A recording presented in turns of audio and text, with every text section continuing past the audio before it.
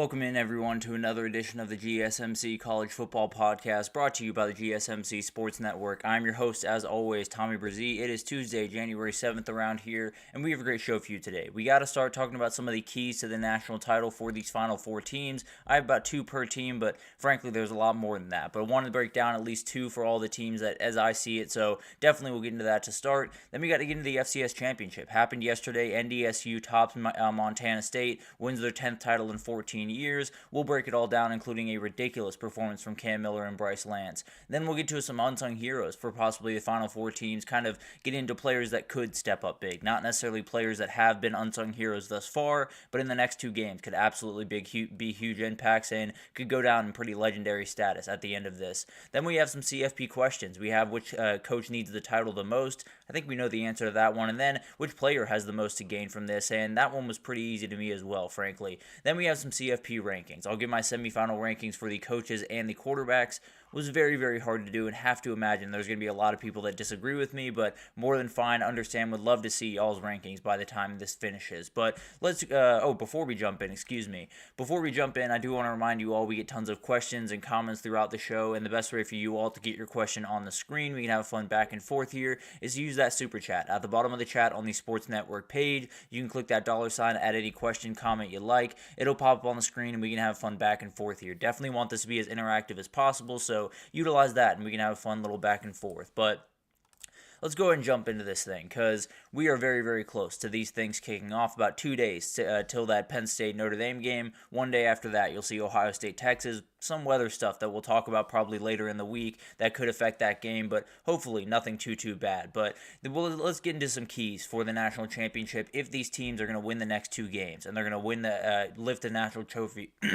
Excuse me. If they're going to lift the CFP trophy, what do they need to do? What are the things that need to happen for them? And we'll start with Penn State. They feel like the one that might be the easiest of the bunch in a weird way. They do what they do so incredibly well, but I think one of the things that's going to have to get unlocked is the offensive creativity, and it's something that Andy Kotelnicki does incredibly well. When you look back to the SMU and the Boise State game, didn't really need to go off what they wanted to do, right? They were able to run the football, they were able to take care of the football, they were able to essentially get out of there with pretty comfortable wins in both of them. Obviously, Boise State pushed him a little bit, and frankly, that was probably because he was getting a little bit too creative when he probably didn't need to against Boise State. So I do think they were able to kind of keep the ball on the ground, ride their two running backs to victory in those first two games. I don't think you'll be able to do that in these next two. I think you're going to have to get a little bit more creative. Drew Allar's going to have to play a little bit better football, played great against Boise State, is going to have to kick it up even another notch in the next couple of games against Notre Dame and then possibly Ohio State or Texas in the championship. So he's going to have to get a little bit creative. You know, their top three defenses in the country, I would argue the next three guys you're going to have to play, you're going to have to be ready to roll, and you're going to have to make sure that you get those wide receivers open. You're going to have to make sure you get Tyler Warren the ball, do all of those different things that did incredibly well throughout the season. Didn't necessarily have to do it the last couple of games. Definitely will have to do it the next two if you want to lift that championship trophy. And then on the defensive side of the ball, it's very simple. That guy has to be on the field. Abdul Carter is probably the biggest difference maker on the defensive side of the ball left in the tournament, and there are a lot of difference makers on the defensive side of the ball. You know, there's Colin Simmons at Texas, Caleb Downs over at Ohio State. You do have Xavier Watts and all those guys over at Notre Dame. Abdul Carter is a difference maker in every sense of the word. He has 11 sacks in the year, fourth in the team in tackles. He is the outright leader of this team, not just the defense. He is the leader of this team, and he very badly needs to be on the field. Great communicator, absolutely is a guy that will make all the plays in the world, and especially when you're playing a quarterback like Riley Leonard that can make plays with his legs, having that athletic edge rusher is hugely important because he can keep his foot, keep level to the line of scrimmage, go make a play on the quarterback, go make a play on the running back. He can do everything you possibly want him to do. He's got to be on the field to do that. He's got to be near 100% to do that the way that you want him to. So that's going to be an interesting thing to watch. Obviously, something we'll update you on tomorrow. I fully expect him to play in that game. How close to 100% he is could decide how far Penn State moves on going forward. But moving forward to Notre Dame, pass game consistency is just the reality of this team, and I think it has been really the entirety of the year. They've been really, really good rushing team. They had that three-headed monster between Riley Leonard, Jadarian Price, and Jeremiah Love that has created all types of problems for defenses. But the reality is, if you want to beat Penn State, if you want to beat Ohio State or Texas, you're going to have to put points on the board. You're not going to be able to beat them 23-10 the way you beat Georgia. You're not going to be able to beat them 27-17 the way you beat Indiana. You're probably going to have to beat them 34-30 or 34-27 because there's too much offensive firepower on the other side of the field to where you can't have a little bit yourself. So Jordan Faison needs to continue to step up. Mitchell Evans probably needs to be a little bit bigger part of this offense, and some different guys need to continue to step up into big spaces because the reality is this pass game is good, not quite to a national championship level, especially when you have run defenses like they're going to face in the next couple of games. So it's a huge, huge piece. Riley Leonard's been throwing the ball very confidently. You might need to kick it up just another notch to go against these defenses and possibly win a national title for Notre Dame. This is probably the biggest one of the bunch, if I'm being totally honest. Controlling the pace of the game is what Notre Dame does. It's what they've been able to do really this entire year, and it's been a really special thing to watch. That three-headed monster at running back has kept them in front of the chains, given them 4 yards on a 3rd and 3 or 5 yards on a 3rd and 4, and put them in a great position to move forward and just continue these long, taxing drives on a defense. If they can't do that, if they get off the field in 3 plays, or even, as crazy as this sounds, if they do get a 3-play touchdown drive, but then you give the ball right back to Penn State leaning on your defense, it could go the other direction. So Notre Dame has done an incredible job throughout this year getting early leads, being able to control the pace with their run game, and getting out with pretty comfortable wins. If they go down 14-0 in this game, that's not going to be the case. So you got to control the pace. You got to make sure these running backs and Riley Leonard mainly gets their feet under him, and you can kind of just get those 3 yards when you need them. You get those 4 yards when you need them, and just work your way down the field. It is not going to be an explosive offense. It shouldn't be an explosive offense. They should lean on people and just let the chips fall where they may. Then you do have Texas, and it's kind of the same thing. That run game has to show up. This is the reality of the situation for Texas, where Quinn Ewers, as far as I'm concerned, has played incredible football the last 2 games. He had tough moments against Arizona State, had the pick against Clemson on an outright drop by DeAndre Moore, but at the end of the day, they have looked out of sync at times, even in these 2 games where they scored 38 and 39 points. That run game is everything for this team. If you add that run game to what Quinn Ewers has been able to do throwing the football, especially with time to kind of dissect the field, this offense can put up 30 points on just about any defense in the country. They have all the talent in the world. The O-line has to play better. That's the reality. They haven't necessarily fared all that well with the big-time physical defensive linemen that have been great at stopping the run, like a Georgia. Even like in Arizona State last week, they did such a good job of those defensive linemen holding their own, and then the linebackers and the safeties coming down and really making plays in the run game. Same exact thing that Ohio State will do. So they're going to have to get a little creative. They're going to have to get different in this one, but if they don't have a run game in this, and you're just asking Quinn Ewers to go out there and win you a game against this Ohio State defense, that's just not going to happen. So that run game has to show up big. If they're going to win the next 2 games and win their first title since 2005, those 2 guys, Jaden Blue and Trey Wisner, are probably the most important players on the team. Then you do have this question, and I really don't know the solution to this one. They have not played a complete 4 quarters in quite some time, has Texas. They've been outscored 43-6 in the last 6 third quarters they've played. It's been really, really tough towards the backstretch of the season for them to just play 4 quarters of football, sit out there and play really clean football, really complimentary football for 4 quarters. If they can do that, they are as good of a team as just about anyone else in this bracket. Ohio State is a team that looks absolutely terrifying right now. Texas, at their very top level, can play with Ohio State, can play a game that looks like one of the best games in the entire year, looks like a national championship game. That being said, they've also put themselves in situations where, unless they're up 21-0 in the first half, which I do not expect to happen, they could come crumbling down in the 3rd quarter and then everything falls away. So they're going to have to play more clean. There's no doubt about that. It can't just be about treading water in the 3rd quarter. It's got to be about putting points on the board. It's got to be about continuing what you started in the first half.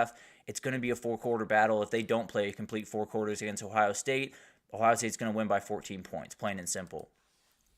And then you do have Ohio State. Play with that edge. It's going to become harder and harder to play with that edge that they've had the last couple of games. But against Tennessee, it was about shutting everyone up, telling everyone that we are still Ohio State, we still can play elite level football. Against Oregon, it was about getting revenge. The team that beat them early in the season in dramatic fashion, they wanted to get back at that team. Absolutely showed on the field. What's the motivation here? Where does the edge come from in this game? You're 6.5-point favorites going in. You have a Texas team that everyone in the world is telling you that you're going to beat and beat pretty comfortably. You are firmly the favorite to win the national title. Where does that come from? Where does the motivation come from? Obviously, there's still plenty to play for this team, but you're still going to have that little bit of edge. This team plays best when they play fast and they play angry, because the reality is the talent on the football field for Ohio State is astronomically good. If you let those guys loose, if you let them off the leash and let them fly, they're going to make a lot of different plays. You got to make sure you keep that edge. You got to make sure you keep that everyone's against us mentality. Going to be a little bit harder, being that favorite that they're going to be in the next two games. If they win against Texas, they will be at least a touchdown favorite in the national title. So can they keep that edge? And if they can, everyone's just going to have to pray that they can beat this team. And then clean football from Will Howard. This is probably the most important thing. When you talk about what Will Howard has done over the last two games, it's been incredibly impressive. The throws he's been capable of making. The most impressive thing is he's been not giving the ball away. Has 0 turnovers over the last couple of games, has 5 passing touchdowns. This guy has been playing the best football that I've ever seen him play over the last two games. He's also been known to have those moments, right? Against Penn State, he had that pick, he had the fumble through the end zone. Against Oregon, had the slide down early, had a couple of different mistakes throughout that game. This is a moment where it could kind of all come tumbling down, and the question becomes, when he makes that first mistake, will he make a second? Will he make a third? Will it start to kind of snowball, and then the Texas defense really has life, the Texas team really has life with an INT or a fumble from Will Howard? So you're going to have to play clean football. There's no doubt about that. If he plays clean football and they play with the edge that we were just talking about, this is your national champion. I feel very, very confident in that. I don't think that's going to change in any respect going forward. So that's what you have. You have a ton of different keys for these teams, and I think they're a little bit different all across the place. You look at Notre Dame and Penn State, probably need a little bit more balance in their offensive attack. Now, Penn State's a little bit better about that than Notre Dame is, but at the end of the day, both of them are going to need a pass game to really complement that run game that's so talented. On the other side, you have Texas and Ohio State. Ohio State needs that energy. They need that edge. Texas got to find that run game one way or the other. If you don't find that run game, it's going to get really ugly. If you don't play 4 quarters, then it's going to get ugly the same way the Ohio State-Oregon game did. So it's going to be a battle. It's going to be really fun to watch these 4 teams go at it. All 4 of these teams are capable of winning a national title. If these couple of things get tweaked, they could be really special teams, and we could be watching them lift that trophy in a couple of weeks. But we'll break it all down in time, obviously. My picks are coming tomorrow, just fair warning. But let's take our first break here, and when we come back, we had a championship last night. The FCS went at it, and it was an incredible game between NDSU as well as Montana State, and I wanted to break it down right after this, so stick with us. I feel like I'm losing my mind. Is everybody in the world blind? Please, Lord, give me a sign, a sign. I feel like I'm losing my mind. Is everybody in the world blind? Please, Lord, give me a sign, a sign. I wanna be the greatest. Everybody on the fake shit. I look around and feel like everybody is the fakest. I make this every day and I'm impatient, hoping one day I blow up from the basement. Statement, the top is so vacant. I don't hear shit that I think is amazing. Waiting for my day when I'm playing sold out shows where 1,000 faces. Hey, give me that crown, get in my way and to be put down. It ain't your place, all this my town. If I want that shit, then I'll get it right now. I'm losing it, the noose it fits, I'm losing shit, a stupid myth. You choose to live or choose to dip, you choose to fight or lose your grip and lose a gift. I feel like I'm losing my mind. Is everybody in the world blind? Please, Lord, give me a sign, a sign. I feel like I'm losing my mind. Is everybody in the world blind? Alrighty, welcome back everyone. We just talked about the keys to a national title for the 4 teams left. Definitely a lot of different things, including if Texas doesn't find that run game, it's probably going to be another route over there in Dallas this upcoming week, but definitely something we'll talk about tomorrow when we make our full picks on those games. But we had an FCS title last night, and I definitely want to talk about it a little bit. NDSU got the win over Montana State, 10th title in 14 years, just absolutely ridiculous what they've been able to do over there in Fargo, North Dakota, but remarkable stuff in this game. It was an absolutely awesome game, and it really did look like NDSU might have been pulling away with it. At halftime, it was 21-3, and I was thinking, okay, they're going to roll to their 10th title. It's going to be a remarkable moment, and they're going to be able to ride this thing out in the fourth quarter. Then Tommy Mellott showed up, and he played incredible football down the stretch of this game. Montana State scores 3 straight touchdown drives to open the second half, gets within 3 points, and then North Dakota State just had a response every single time that they got close to really making this a game.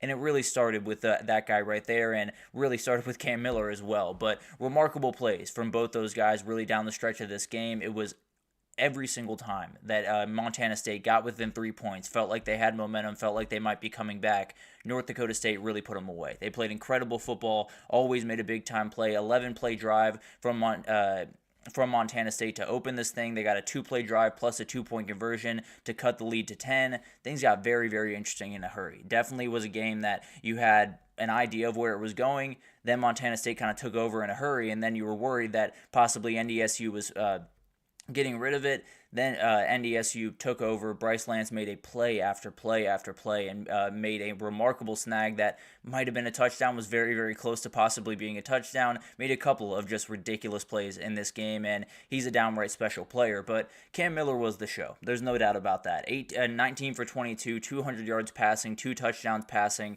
also had 18 carries, 121 yards, and 2 scores rushing.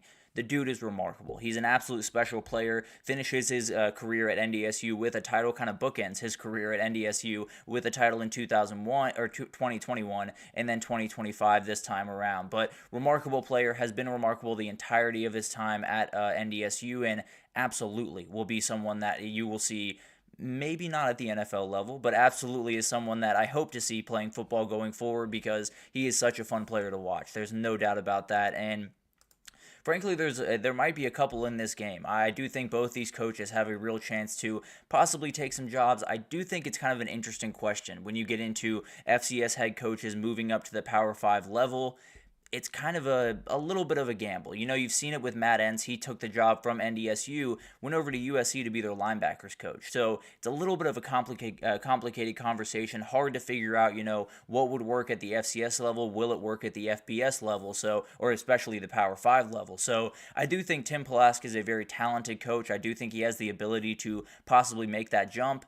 That being said, he just won, I believe, his second national title, if I'm not mistaken, and absolutely is someone that could build a really great legacy up there. I don't know. It'll be interesting to see who could possibly jump into that. And one guy to watch at the FCS level going into 2025 definitely is Brennan Marion over at Sacramento State. He's built a really remarkable program over there in just a couple of weeks, continues to recruit at a remarkably high level. That's someone that I think could explode on the FCS level this year and then just entirely take over going into next year. So, and exactly, Anthony, I do think the UFL or the Arena League, whatever it is, I'd love to see Cam Miller playing some football going forward. Now, we talked about Cam Miller possibly playing outside the NFL. We got to talk about Bryce Lance playing in the NFL, because the reality is this is an NFL good receiver. He is an absolute beast. If you didn't catch on yesterday, that is Trey Lance's brother. He was in attendance last night, got to see his brother do just ridiculous things pretty much the entire day. 9 catches, 108 yards, a touchdown in this game, and too many ridiculous plays to count. That is one of them right there. Made a play on the sideline for a very, very, very close to a touchdown, but NDSU never trailed in this game, but they really did flirt with disaster. They were up 18 at halftime, got pushed to 3 points multiple times, but it was always Bryce Lance, it was always Cam Miller with a remarkable answer, and it was always this NDSU team, just always making the plays that they had to make. Really remarkable stuff from this team. But Shamar Brown made a number of plays as well, 77 yards and the touchdown that kind of sealed this one with about 2 minutes to go. Rajah Nelson made a number of plays throughout this game to give some help to Bryce Lance. So a ton of guys made big-time plays, but Bryce Lance really stole the show in a number of different ways. He is absolutely someone that I would be looking forward to towards in the draft, and we'll see what happens there. Definitely a very talented player, and he is absolutely ridiculous. He is a junior, Anthony, so he absolutely could transfer to possibly a Power 5 school and then get a little bit more eyes on him. Frankly, I wouldn't need him. If I'm being totally honest, I would draft him right now, understand if he does go into the portal, and if he does, man, there's going to be a lot of teams after this kid, and it's going to be special to see where he ends up for his senior year. But remarkable game for just about everyone around. The defense for NDSU played remarkably well against everyone not named Tommy Mellott. They had 22 carries for 65 yards between Scott Trey Humphrey and Adam Jones. Really remarkable stuff to slow down those running backs. that being said, Tommy Mellott did plenty to win this game. 13 for 24, 195 yards, two passing touchdowns, 14 carries, 135 yards, and a rushing touchdown. One that really thought they were going to make a comeback in this game. So, remarkable player right here. No doubt about that. Absolutely deserved the FCS Heisman and absolutely proved that he deserved it in this game. Very special player, and it'll be interesting to see what his future holds. Is a senior, so we'll see where he moves on to, but very, very fun player. Absolutely someone that I will keep my eyes out on regardless of if he's in college football or not going forward. But NDSU, they do it again. Tim Pulaski gets his second national title as the NDSU head coach. Big changes are coming to this roster. That happens about every single offseason for FCS teams at this point. You have big-time players leave. You have big-time players come in. The reality is this program is as good as it gets. There's no doubting that NDSU will be in the conversation going forward. They will be in the conversation for that Missouri Valley Conference. They will absolutely be in that conversation going forward for national titles. They've won 10 in 14 years. Can't imagine it slowing down really anytime soon. But remarkable game. One of those games that really gives you an idea of what national titles really should look like. This was a special game between two really special teams, two quarterbacks that absolutely earned everything they possibly could have in this game and really were remarkable teams going in. So I think you look at what moves forward for both these teams and both these programs. I mean, Anthony brought it up here where these teams are kind of prime teams for a possible, realignment, jumping up to the Power 5 level, jumping up to the FBS level. It'll be interesting to see what happens. We did talk about Mountain West Conference did just add NIU, so maybe there's not the need for a North Dakota State at this time, but maybe the MAC gives them a little bit of a call. Maybe the MAC gives a call to South Dakota State and sees what's happening there, and you add those two teams, I'm definitely a little bit locked into the MAC going forward. But overall, really remarkable performance from both these teams. Brent Vigen over at Montana State has done a remarkable job with this team. 15-1 is the best record in D1 football this year, so take that for what you will. Obviously came up a little bit short, but at the end of the day, you did have the Heisman winner from the FCS. You had a remarkable season, and can't imagine this is the last time that we see Montana State at the mountaintop. They've been here twice in the last 4 years. Have to imagine they'll be back at some point here pretty soon. But for NDSU, the train just keeps rolling on. 10 titles in 14 years. Remarkable stuff. Tim Pulaski, actually his first title. I said his second a couple of times here. It is his first title as the head coach of this team. He was here for the running back and tight end coach when they started kind of this run. Took kind of a hiatus, went to Idaho, went to Wyoming, went to a couple of different places, found his way back home, and has done an incredible job. And the reality of this, it's very hard to understand how crazy this is because you hear 10 and 14. You understand that it's wild. The reality is it's essentially shoving two Alabama dynasties into the same time period, taking that what Alabama did in that 15-year period and just doubling it.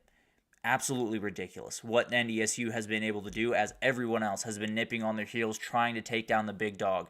I think it's someone that absolutely will take a big-time step forward, and I think NDSU is just one of those programs that will continue to do a big-time thing. Cam Miller leaves as a two-time champion. Frankly, I don't know who the backup is. I apologize, Anthony. I don't know who's going to take over for him, but it'll be really interesting to see what that looks like. Bryce Lance has a choice to make, whether it's going to the league or possibly going to a Power 5 team or staying in Fargo and finishing it out with his teammates. It'll be interesting to see what happens there, but regardless, I think that guy's an NFL talent. At some point, he's absolutely someone that will take a big-time step forward, but at the end of the day, I think, and Anthony, you're absolutely right. I think when I watched these two quarterbacks yesterday, there was not a part of me that thought they couldn't play at the FBS level, that they couldn't play at a higher level.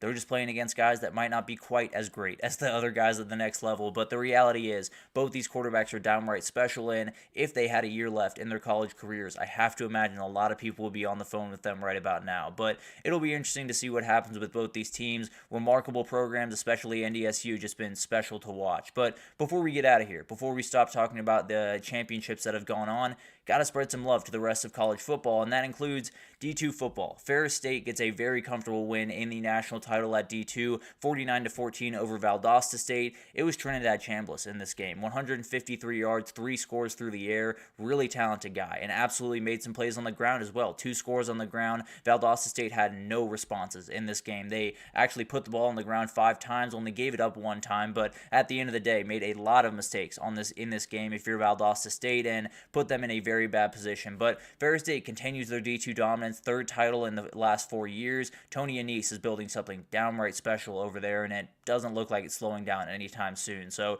huge shout out to Ferris State getting that D2 win, and then got to give some love to Mount Union as well as North Central. Got a little bit of a, I won't say a talking to, but at the end of the day, got suggested by my boss over there to give a shout out to Mount Union. This is kind of the Alabama of D3. The reality is, it's been a dominating program, but this time around, North Central did get them 41-25, and this is a huge win for North Central. Second title in the last 3 years. They finished the year 15-0. So the undefeated team in college football is all the way down at D3. But a remarkable team, been elite all year, and a grand finish for them. Brad Spencer, the head coach, has done a great job. Luke Lennon was incredible in this game, 18 for 26, 298, 4 scores, and TJ DeShields, although he had 314 and 2 scores, came up just a little bit short. But it was a remarkable game from North Central, a remarkable year for them, and that does it for just about every championship that you will see in college football, but the one that we're going to be talking about in a couple of weeks here. We got 3 more games in the college football season. We have Texas, Ohio State, Penn State, and Notre Dame.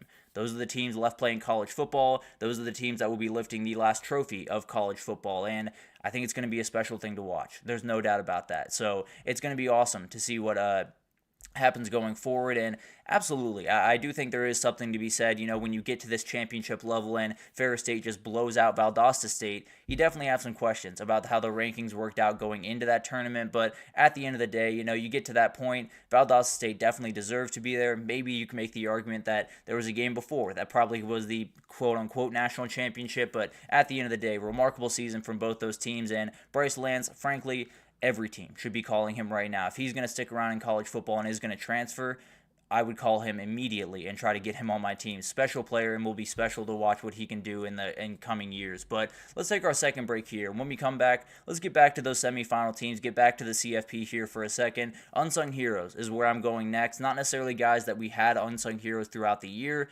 guys that could be going forward, and definitely guys I want to talk about as we get into these next couple of games. But we'll break it down right after this, so stick with us. Looking for your daily fix of sports talk without having to pay for it? GSMC Sports Network is available on YouTube. Just search GSMC Sports Network.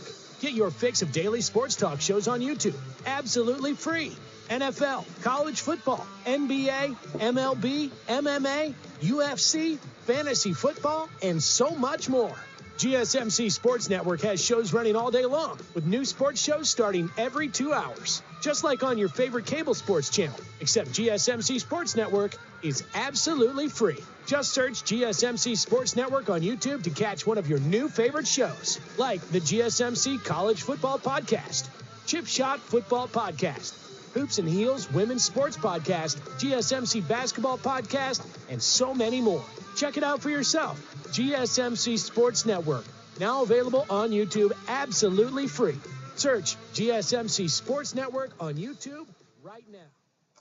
Alrighty, welcome back everyone. We just talked about that FCS title that happened yesterday. NDSU wins their 10th title in 14 years. One of the most dominating dynasties of really any college sport, any sport really, in the last little bit. But remarkable team, remarkable program, and we'll definitely keep our eye out on number 5, Bryce Lance, going forward. But let's get into some unsung heroes for the CFP semifinals, and these are guys that I just think have something in their bag, have something that they can contribute the next couple of games. We will hear from Jeremiah Smith, we will hear from Tyler Warren, we will hear from Jahdae Barron and Xavier Watts for Texas and Notre Dame. We got to hear from the rest of the guys. The reality is, when you get into these title runs, you need a little bit more. You need someone to step up and make some big-time plays. Last year it was Tyler Morris for that Michigan team, made a number of big-time catches in that Alabama and Washington games. Absolutely need that for these 4 teams going forward. So who are those players? Who could those players possibly be, and who could step up huge? I think I'll start with Penn State here, and Luke Reynolds is a guy I want you guys to watch. He is so special on the outside for at tight end. When you talk about how good Tyler Warren is at tight end, kind of overshadows what this kid is, but he's an absolute star in the making. If you're counting on this team just totally bottoming out at tight end after Tyler Warren leaves, I got some bad news for you. This guy is downright special, and I just feel like they have something for him. He's gotten on the field more and more the last couple of weeks, and it just feels like there is some package where they get Tyler Warren, they get everyone going one direction, and then number 85 just kind of leaks out one direction, gets a wheel, gets a leak, whatever you want to call it, and absolutely takes it to the house. He is one of those guys that is remarkably talented, is so hard to keep off the field. I think it's going to be really hard to not try to throw the ball in his direction. I think when you're chasing around all these running backs and tight ends and even a couple of wide receivers that have made some big-time plays, I think it could be 85 that makes a big-time play in this one. I would not be surprised at all if they were down the field and he made a huge touchdown catch to possibly give them the lead in this game this upcoming next couple of days. But going to be a remarkable player in time, but I think these next couple of games he could really make a name for himself.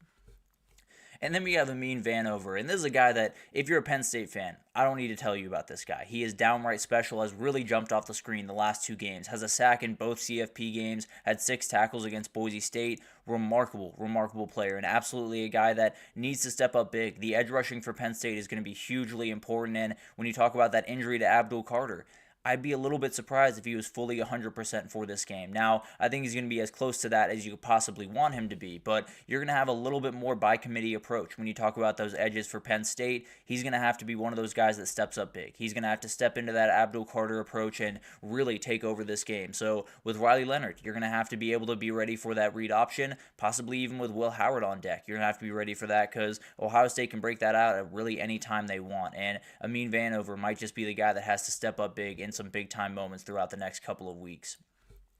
For Notre Dame, this guy really isn't overshadowed too much on his team, but when you talk about Jeremiah Love and Riley Leonard and all these guys on defense, number 24 is not necessarily someone that we talk about quite as much as we should. He is downright elite in every sense of the word. He is absolutely someone that, if Jeremiah Love wasn't on this team, they would still have a downright terrifying rush game. He runs over people. He is an absolutely elite runner, and you saw it against Georgia. He would bounce off guys. There were guys in the Georgia game that would try to wrap him up, would try to get him to the ground.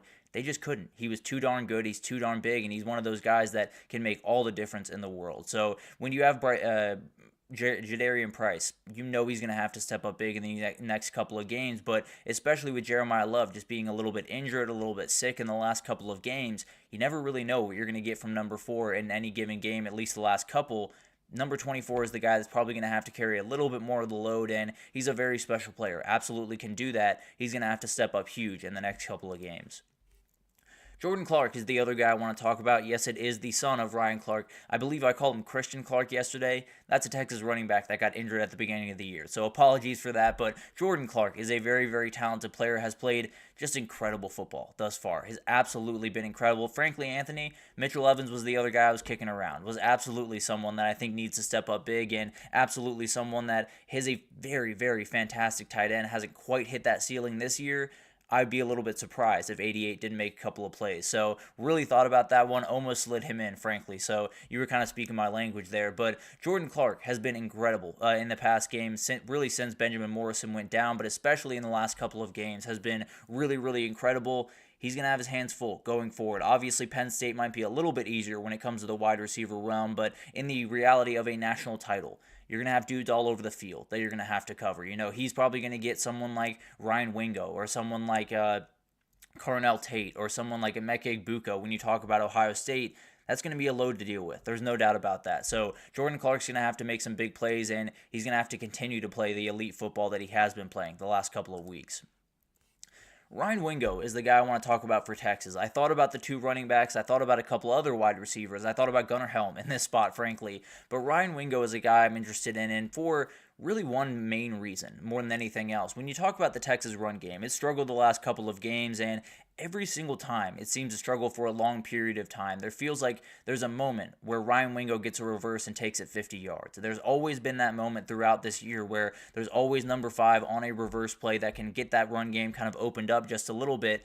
This could be the game where they really unlock that. You're going to have to leave everything out there on the field. If you're Texas in this game against that Ohio State defense, that would be included. So I wouldn't be surprised at all if we found a reverse to number 5 at some point in this game.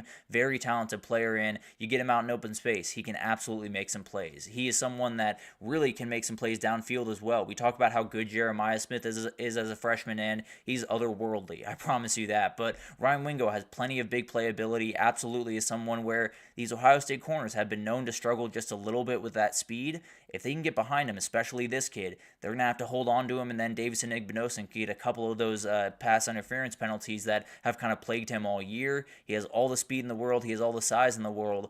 I think he's one of those guys that they've missed a couple of deep shots to him the first couple of games. I think they're going to hit one in this game against Ohio State. Trey Moore is the other guy I want to talk about. He has gotten better and better as he has gotten on campus for Texas, and you look at him next to Colin Simmons, next to Barron Sorrell, next to Ethan Burke.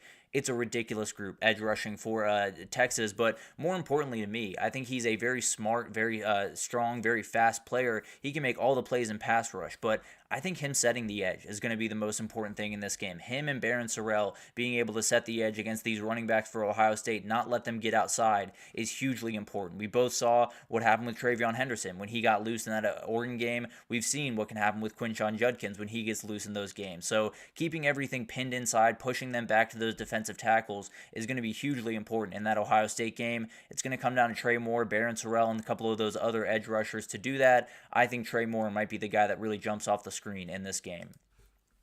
Then you got Ohio State, and you could pick a million guys here because they have a million different playmakers. But Carnell Tate's been just a little bit too quiet the last couple of games to me. Jeremiah Smith this, Emeka Egbuka that. We've been talking about them plenty. Carnell Tate's just waiting to make a big-time play. He has 2 catches and 28 yards in the CFP thus far in those 2 games. Feels like there's a moment waiting for number 17. He's a very, very talented player. Obviously, a guy that I think is going to be an absolute star going forward in college football. But the reality is, I think he's ready to step into the spotlight. He's made a number of big plays throughout the year. Obviously, was huge in I'm blanking on the game against Northwestern. That's what I'm looking for. That game over in Wrigley Field was remarkable in that game. Definitely does need to take a step forward, and I think he could be the guy when you're chasing around number 4 and number 2. Might be number 17 that ends up making you pay. And then Sonny Styles on the defensive side. I thought about giving this to Cody Simon, frankly. Been remarkable on the interior of that defense for Ohio State, but gave this to Sonny Styles for one very simple reason. His coverage has to be elite in the next couple of games because there's going to be moments where he's matched up against a Tyler Warren, possibly in a national title, or possibly a Mitchell Evans, like we were talking about, in a national title. The reality is the guy he's getting on Friday is an absolute nightmare to deal with. Gunnar Helm has made a lot of linebackers look very dumb throughout this year because it's been a nightmare to cover this team. There's no doubt about that. Andrew Makuba will absolutely make plays in this game. Anthony, I can almost promise you that. Very special player and absolutely someone I'm watching for as we go into that game, especially with some of the mistakes Will Howard could make in the past game. But for Sonny Styles, I think when you look at the next 3 games, these tight ends are downright elite. Gunnar Helm can make you look dumb. Tyler Warren almost definitely will make you look dumb. But the reality is he has to be elite in coverage, and then you got to fly downhill. He plays the ball very, very instinctively, has been gotten himself into a little bit of trouble when you talk about the run defense at different times this year, but when you play that fast and when you have the DB background that he does, he's going to get those tight ends a lot, and he has to be able to hold up against them, especially the one this weekend, because Gunnar Helm is a guy that can downright take over a game. If you let him, Sonny Styles is going to get that assignment quite a bit on Friday, if I had to imagine. But it's going to be awesome to watch these guys really step up, because the reality is, every single time you have to compete for a national title, there has to be someone that gives that one extra inch, that gives that one extra catch, that gives that one extra yard when you very much need it. I think all these guys have the ability to. Jadarian Price might have been a little bit too prominent of a figure to put in there, so maybe Mitchell Evans was a better pick there, but at the end of the day, it'll be awesome to see some of these guys step up huge. I think Jalen Gilbo for Texas is another guy to watch in that slot position at corner. Really remarkable players, really across the field when you talk about the CFP going forward. But let's take our third break here, and when we come back, we got CFP questions. Let's get into all the questions we have, including which coach needs the title the most. I think we all know the answer there. Which player has the most to gain? I very readily knew the answer there. So we'll break it all down right after this, so stick with us.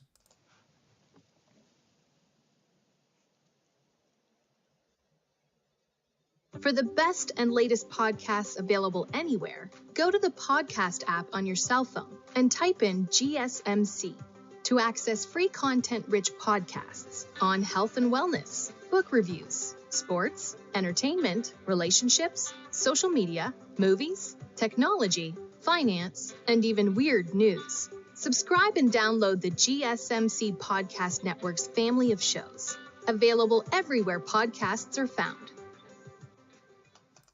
Alrighty, welcome back everyone. We just talked about the unsung heroes possibly in the next couple of games for those Final Four teams. A lot of guys that need to step up big, but the one I'm watching maybe more than anyone else is Carnell Tate. I feel like he's been a little bit too quiet the first couple of games. Is too talented of a player to not be at least heard from in this tournament, so it'll be interesting to see if he can make some big time plays in the next couple of games. But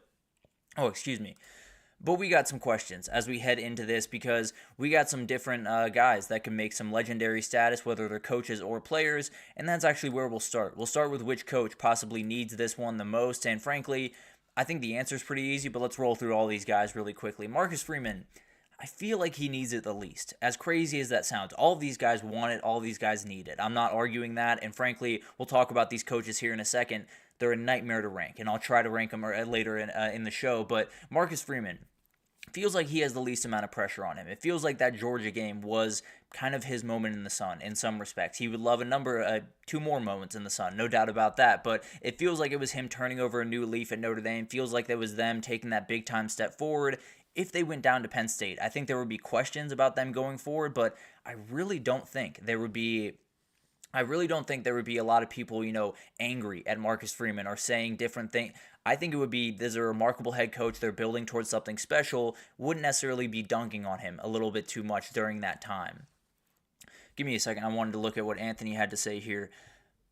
Honestly, that makes total sense to me. When you talk about what Jaden Fielding has been able to do kicking the ball, when you talk about what that punt game has been able to do, that could be the difference maker. If you can pin Texas deep and make them try to run the ball out of a hole, it could be a really tough day for them. So frankly, that's a great pick, Anthony, and definitely something that we'll talk about a little bit later, or probably tomorrow when we get into those games in more detail. But James Franklin is the other guy in a little bit of a tough spot. I'll be totally honest with you. He's in a spot where if they lose to Notre Dame, the conversation will be that he can't win a big game. They'll say that SMU and Boise State were not big games because Penn State was that much better than them, and then it'll be a really confusing time. I do think he might need that win on Thursday.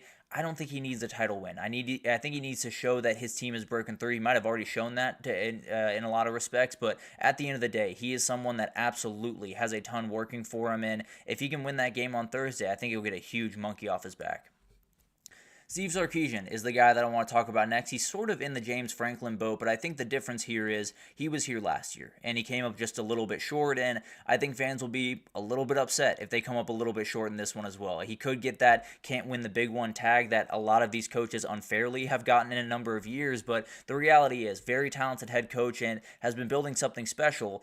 Is this the moment where he fully takes that last step, or is it the moment where possibly this guy finally gets over the hump? This is the one that I think needs it the most. I think Sark is a very close second, Anthony, but I think when I look at these next two games, if he loses on Friday, all the talk will start back up again. There will be almost like the Tennessee and Oregon game did not happen. I can almost promise you that. Ohio State fans will be very, very mad. The quote-unquote lunatic fringe will be very angry at Ryan Day, and I think it'll be a very interesting going into 2025. You have shown what this team is capable of, but the reality is you fall short against a team like Texas, there's going to be a lot of people angry, and there's going to be a lot of people that are questioning what the future is with Ryan Day after 2025, the same way they were doing it going into this year. So I'd say Ryan Day takes the cake here. I think Steve Sarkisian's very shortly behind, but all these guys want it. All these guys, in their mind, at least need it.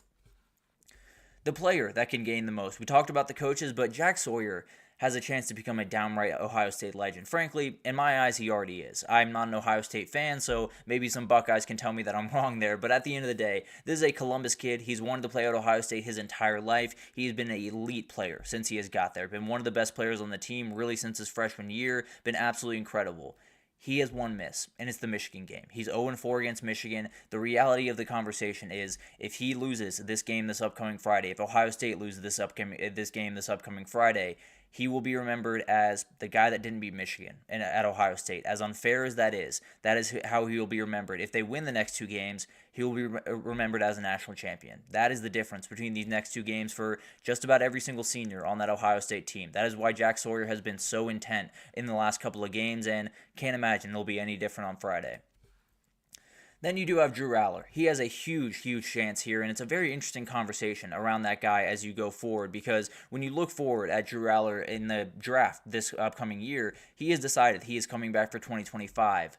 But there's a lot of people talking about him going into the draft. There's a lot of people saying that if he were to go into the draft, he could very easily be a first-round pick. Frankly, I think he probably would, especially if he plays good football the rest of the way. If they win the next 2 games, if he wins a national title, very well could find his way into the draft and be a first-round pick. So it'll be interesting to see what happens here. I tend to believe he's coming back for 2025 for a number of different reasons, but there's a moment here where if he plays elite football the next 2 games and they lift a national title trophy, there could be some people in his ear saying you might just want to jump ship and possibly go to the NFL this time around.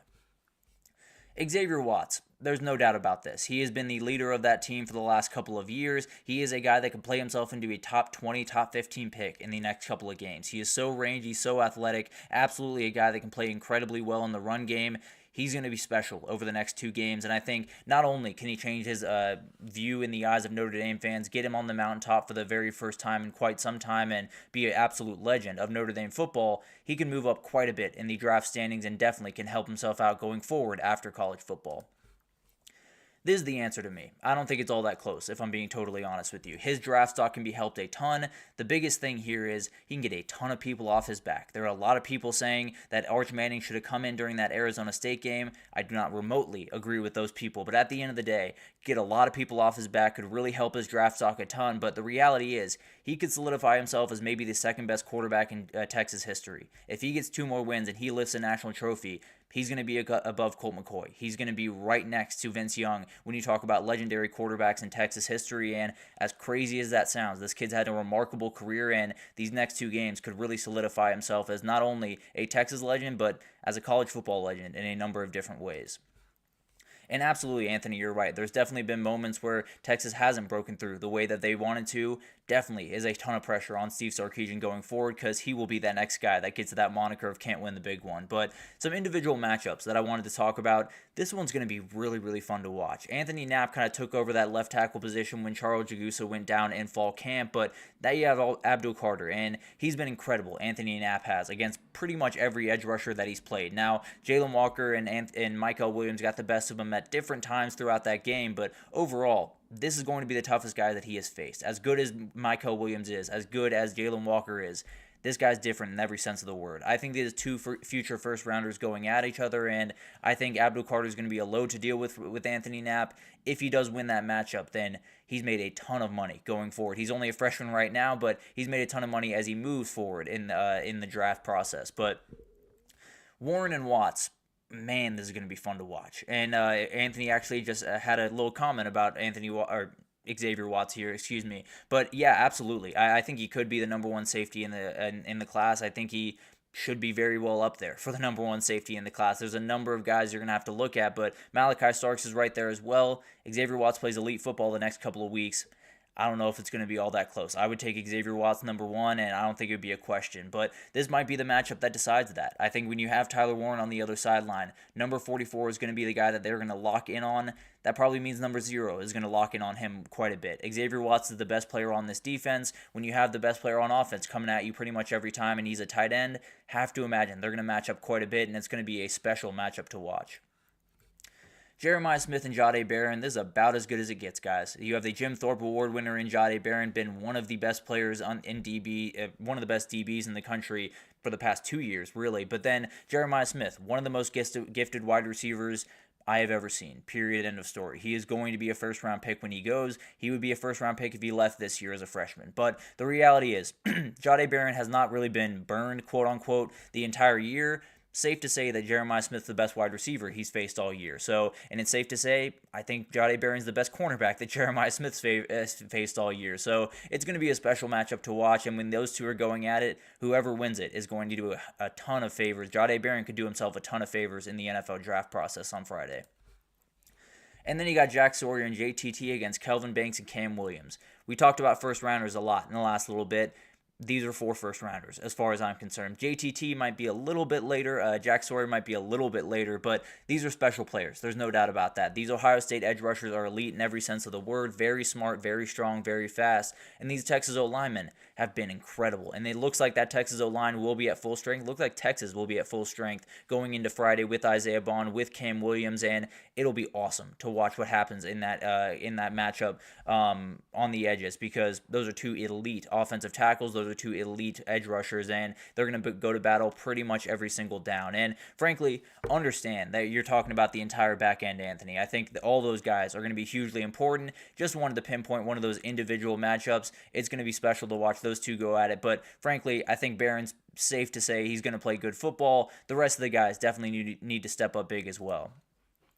The top unit in the field thus going forward, the Penn State linebackers are ridiculous. They are all over the field pretty much every single game. Kobe King has been incredible at that middle linebacker position. Dom DeLuca's made tons of big plays, including that pick six. Tony Rojas got himself a pick six in that SMU game as well, and he is a constant in that run game. This is a group that will have their hands full on Thursday, and absolutely is a group that needs to step up big in the next couple of games if they want to win a title. Then you do have Notre Dame's run game. Ridiculous. I could have picked the running backs. I could have picked the quarterback. I wanted to pick the run game overall because that three-headed monster is ridiculous. 3 guys over 700 yards on the season. Jeremiah Love, if he is healthy, it's as good as they will possibly get in the run game, and it's definitely a group that can totally take over games and win themselves a national title in the process. We just talked about it. The Texas pass rush is just ridiculous. It is a truly, truly insane unit. Colin Simmons has become one of the best pass rushers in the country as a freshman. Won the Freshman of the Year from Jeremiah Smith. Maybe it's a little bit of extra motivation getting into this game for Jeremiah Smith. But Trey Moore is rolling right now, playing the best football he's played. Barron Sorrell is elite. Ethan Burke is an absolute beast against Arizona State and has really been all year. This is a group that could deliver Texas a title. If they get after the quarterback the way that they can the next couple of games, they could totally tear apart what Ohio State has going and what Penn State and Notre Dame would have going.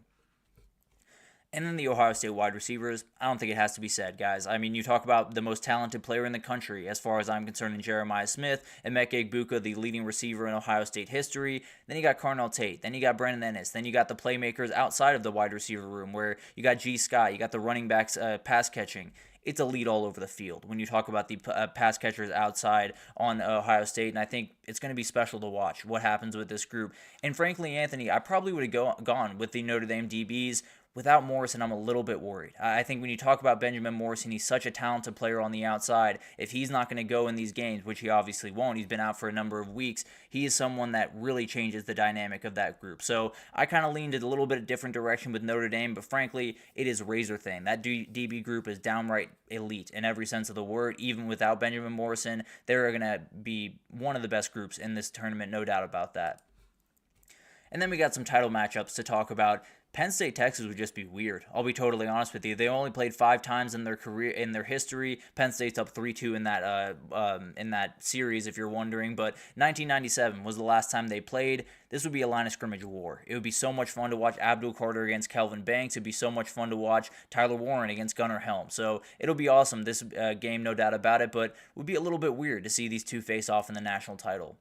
For Ohio State and Notre Dame, 2 classic programs, you'd be very, very hard-pressed to find more success anywhere around college football than that duo that would be on the field in Ohio State and Notre Dame. And I think it's one of those duos that a lot of people are picking to possibly make that title run. So we could see this matchup, ridiculous amounts of speed on both defenses. The safeties and Caleb Downs and Xavier Watts are 2 of the best 4 in the entire country. It's going to be awesome to watch these two go at it if they do get the chance to do that.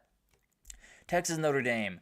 I promise you'll hear Texas is back, folks, about 1 million different times in this one. From 2016 with Joe Tessitore, and I almost promise you that's how they will open this thing. That's how they will end it if Texas finds a way to win this one. But at the end of the day, it'll be an awesome game. It's 2 programs that have been classic programs of college football. Everyone outside of South Bend and Austin is just hoping for this one to end with 2 losers somehow. But at the end of the day, would be a very fun matchup. Would be a elite run game against a run defense that does not give up a ton of space. We saw what Cam Skadbu could do, but the reality is, in the first half of that game, Texas was all over them. They've been really good against running quarterbacks. It would be a lot of good on good in that matchup.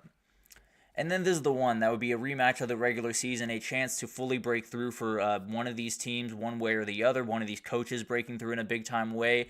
and it would be a Big Ten party at the top of the sport. There would be a lot of people taking some victory laps, a lot of people dunking on the SEC, as they absolutely should. But it'll be interesting to see what this game unfold and see what Penn State does a little bit differently than the first time they played, see what Ohio State does differently, because they're playing totally different football than they were when they played the first time around. So this would be a very fun matchup, would absolutely give a little bit more ammo to the Big Ten people out there, but would be incredibly fun to watch, and we'll see who could possibly find their way to the national title, who could possibly win it. We will pick those games tomorrow, so definitely be on the lookout for that. But let's take our last break here, and when we come back, we'll do a couple of CFP semifinal rankings. I got the coaches and the quarterbacks.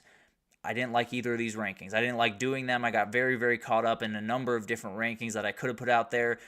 I have my rankings, though. I think a lot of people will disagree with me, but at the end of the day, I got them right after this, so stick with us.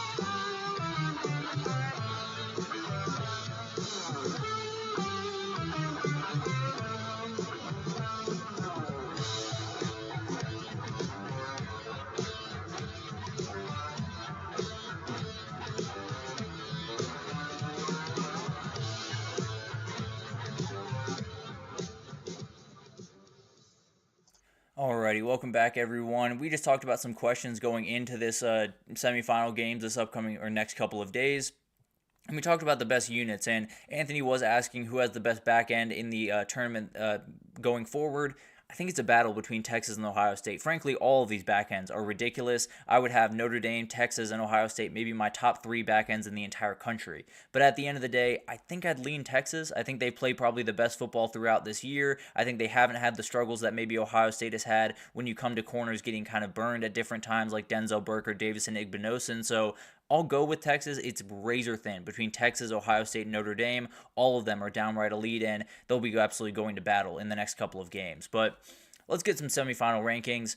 I hated doing this. I'll be totally honest with you. I think I ranked these guys in every single order you could possibly have them ranked before I landed on the one that I have. But it's a very tough group to put together. Would love to hear y'all's rankings in the comments here. Once the show ends, would love to see what y'all have for these rankings, because it's a tough group to put together. But I do have my head coaching rankings first. Let's just start. All of these coaches are elite. I would have all of these coaches in the top 10 coaches in the entire country. I'd probably have all these quarterbacks in the top 10 or 12 quarterbacks in the entire country. So I promise you, these are razor-thin margins. All of these guys are very talented, and it'll be interesting to see who can possibly get that first national title. But to me, James Franklin is bringing up the rear, and it is very close. James Franklin is a great head coach, and I said it earlier in the show. He is a guy that absolutely can win some great games. These are the games that he is defined by, one way or the other. He is defined by Ohio State. He is defined by Michigan. He is defined by playoff games going forward, and especially this one. So that's the worry that I have with him. Can he step up to the plate? Can he get that huge win that you very much have been looking for around Penn State for quite some time? Because this is the team that gives him trouble. If he loses in a couple of days, there's going to be a lot of talk just saying he can't win the big one. He's not an elite head coach, this, that, and the other. I don't necessarily agree with that. I still think he's a great head coach. I think he will break through at some point, and maybe it will be on Thursday. But from where I'm standing right now, he doesn't quite have that elite win that some of these other coaches have, and so I have him at 4 here. Very talented head coach, and cannot wait to see if he can break through the next couple of games. Then you have Marcus Freeman. He just got his signature moment last round. He beat UGA, did an incredible job in that game. As far as I'm concerned, outcoached Kirby Smart. I really thought about bumping him up one more spot, if I'm being totally honest. The one worry that I do have with him is there's been moments in this program's time since he's taken over where it feels like they're rolling right along, feels like they're playing their brand of football, and then one team trips them up and they find that big time game. They really kind of stumble in a big time moment. Now, I have all the respect in the world for Marcus Freeman, and frankly, I think he's going to be a top 3, top 2 head coach at some point during his career in college football. As of right now, he has that one big win against UGA. He also has losses to Marshall and NIU and a couple of different ones that definitely make you scratch your head. So I'd have him at 3 right here. I think you could bump him up to number 2, and I really wouldn't have an argument with you. Very talented head coach and could very well leave this as the best head coach of this group as far as I'm concerned.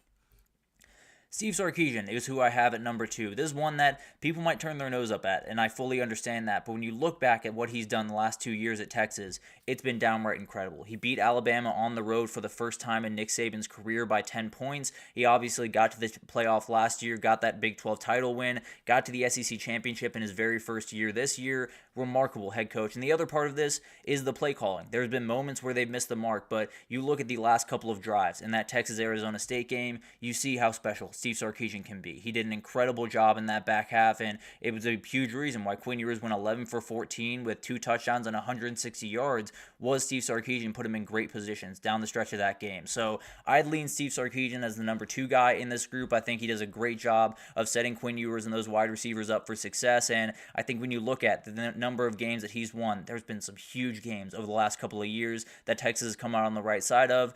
He definitely does have a lot of different big-time wins, and it'll be interesting to see if he can fully break through the next couple of games. Ryan Day is the best coach of this group, and I understand that people are going to be questioning it, but you might not like it. This is the best group. This is the best coach left in this thing. He has coached in multiple CFPs, has been in the national title, has gotten his team to compete every single year. I get it. That Michigan game is a totally different beast and definitely something that he has to worry about. But frankly, when he is not coaching against Michigan compared to when he's coaching against Michigan, he is an entirely different person. He's a very, very good head coach. He has tons of pressure on him right now, so he's going to have to make sure he keeps his fastball alive the next couple of games. But the reality is, very, very talented head coach and absolutely someone that I would call the best head coach left in this thing, and I think could very well solidify himself as the second best head coach in this sport in the next couple of games. And then we get to the quarterbacks. Once again, these are all very, very good quarterbacks. All of them are remarkably talented. All of them have some big-time wins in their career. All of them are relatively veteran at this point. Now, Drew Aller might be a little bit younger than some of these other guys, but the reality is all of them are playing great football. You've seen what Riley Leonard has done the last couple of games. Drew Aller is ripping the ball all over the field. Will Howard is on another level from where I've seen him, and Quinn Ewers finished the ASU game with probably the best run of plays that we've seen in the CFP thus far. So, going to be awesome to watch these quarterbacks go at it. As far as I'm concerned, Riley Leonard brings up the rear here. Very good quarterback and can make tons of plays with his legs, can absolutely throw the ball downfield.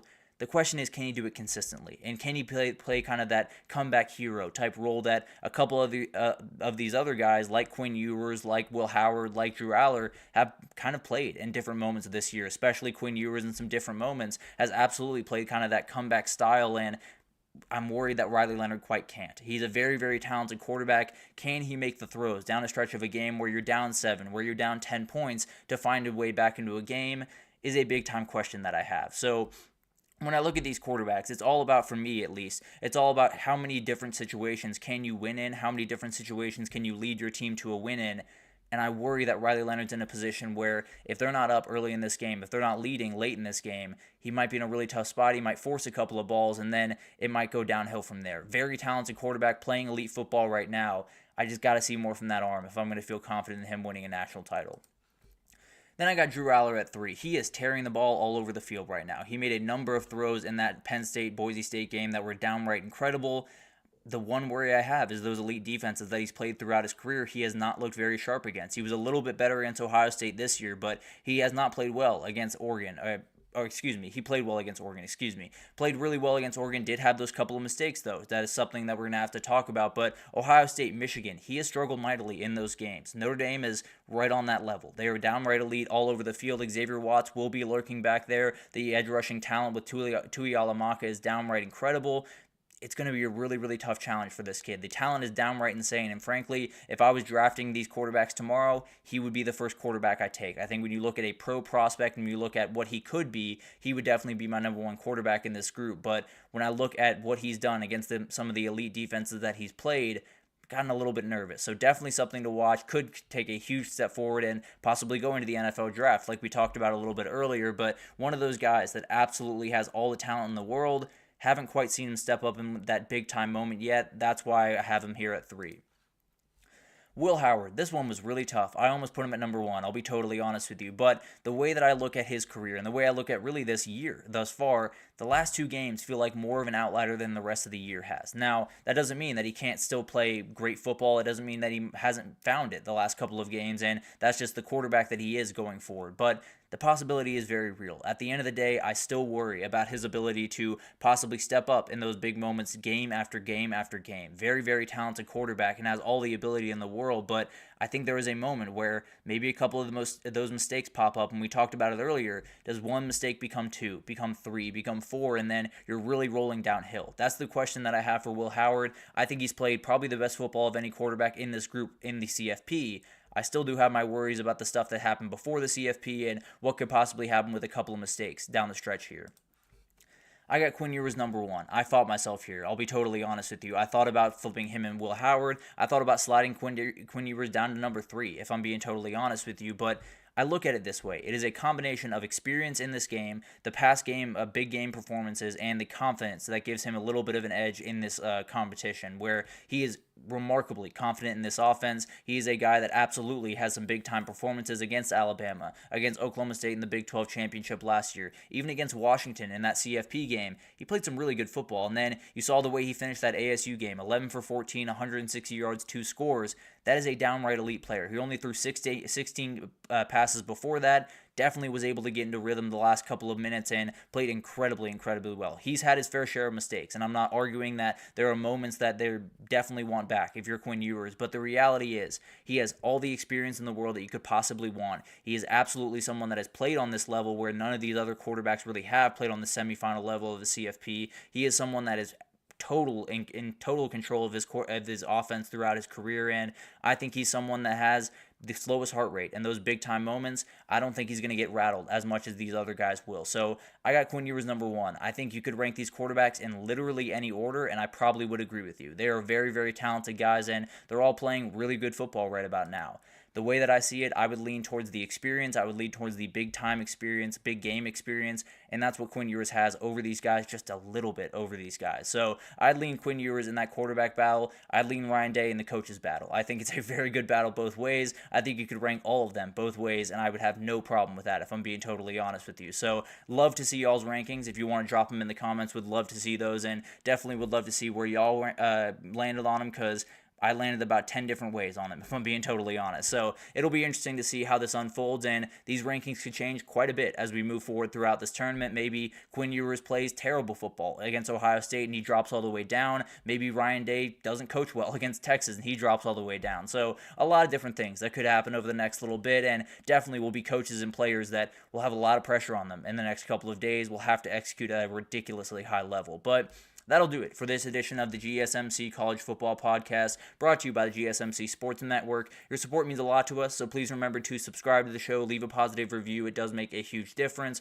Also, follow us on Facebook, Twitter, TikTok, Instagram, all the social pages for all the content and updates you could possibly need. We got great people covering every single sport you could want. So anything in the world of sports you could possibly need, we have you totally covered. I will be back tomorrow to talk about my picks for the upcoming games. We'll do the Orange Bowl, we'll do the Cotton Bowl. We'll do a little bit of a look at the quarterfinal losers. A couple of different things coming on tomorrow's show. Kind of a packed show, so definitely tune in tomorrow at 9 a.m., and I will see you then. Mm-hmm. Mm-hmm. Mm-hmm.